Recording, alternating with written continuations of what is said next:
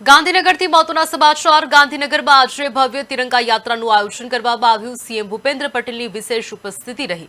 25,000 નાગરિકો પણ તિરંગા યાત્રામાં જોડાયા છે। નમસ્તે સર્કલ સુધી યોજાઈ છે દેશભક્તિની યાત્રા।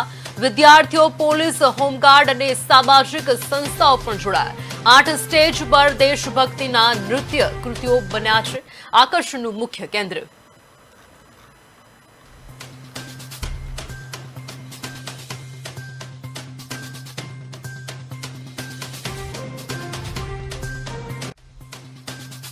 ગાંધીનગરના તિરંગામય બનાવવા માટે જે રાજ્યભરનું જે તિરંગા યાત્રા છે તે ગાંધીનગર ખાતે આજ શરૂ થઈ રહી છે।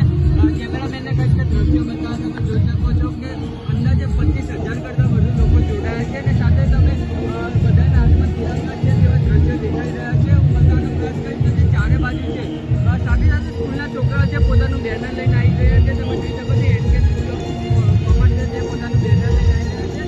સાથે ચારે બાજુ જે ચોકડી છે તેના ચારે બાજુ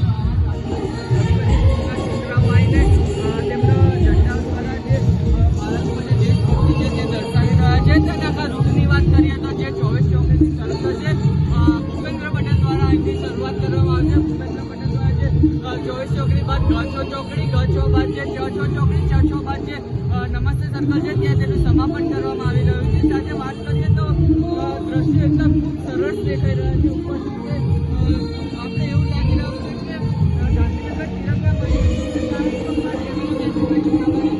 બતાવે કે તમે જોઈ શકો છો દૂર સુધી ખાલી તિરંગા અને તિરંગા જ દેખાઈ રહ્યા છે।